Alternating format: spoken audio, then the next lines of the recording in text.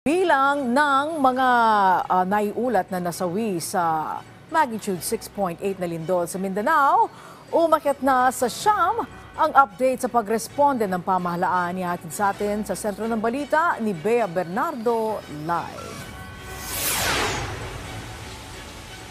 Angelique, tuloy-tuloy ang binibigay na tulong ng pamahalaan sa mga apektado nating kababayan na tinamaan ng 6.8 magnitude na lindol sa Mindanao.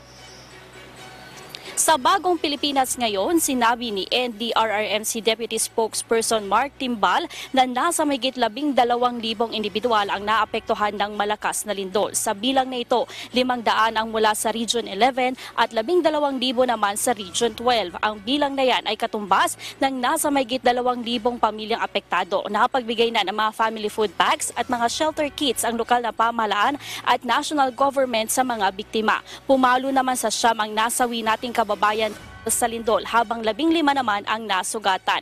Nasa 800 ang mga bahay at mahigit 100 infrastruktura ang nasira dahil pa rin sa malakas na lindol. Sa kabila nito, sinabi ni Timbal na naibalik na ang mga lifeline sa mga apektadong rehiyon. Kabilang dito ang kuryente at mga signal ng telecommunications. Batay sa monitoring ng ahensya, nasa mahigit 100 aftershocks na ang naitala simula noong Biyernes. Pinaubayan naman ng NDRMC sa mga lokal na pamahalaan ang usapin ng pagdideklara ng state of calamity kasunod nga ng nangyaring lindol.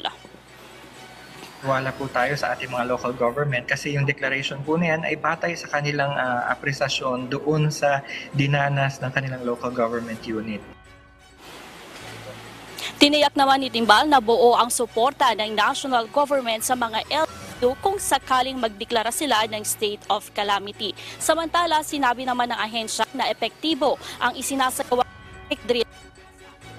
Bago ang naturang lindol, ginawa ang 4th Quarter National Simultaneous Earthquake Drill. Giit ni Timbal, nakita naman nilang ginagawa ng mga Pilipino ang mga natututunan nila sa mga drills, lalo na ang duck, cover, and hold.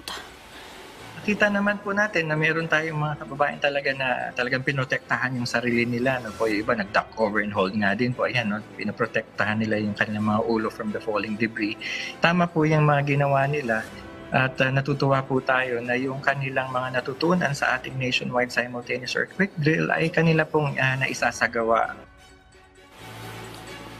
Sa kabila nito, muling nagpaalala ang NDRMC sa mga kababayan natin na maging mahinahon tuwing may mga lindol at seryosohin ang pagsalinga sa mga earthquake drills na ginagawa ng pamahalaan. Angelique.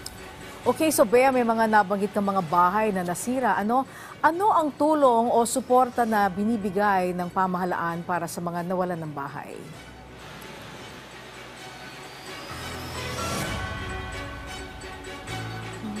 Angelique, sa ngayon nga ay nagsasagawa pa ng assessment itong NDRMC at mga lokal na pamahalaan para nga malaman kung gaano kalaki at gaano kalawak at magkano yung kakailanganin na tulong ng ating mga kababayan para nga doon mapalitan o mabigyan sila ng tulong financial para dito sa mga bahay na nasira. Pero may mga times pa or kakailanganin pa ng mga oras bago ito maibigay ng ating lokal na pamahalaan. Pero ngayon, sinabi naman ni Timbal na tinutulungan nila yung mga kababayan nating nasiraan nga ng bahay. Angelique. Okay, maraming salamat sa iyo, Bea Bernardo.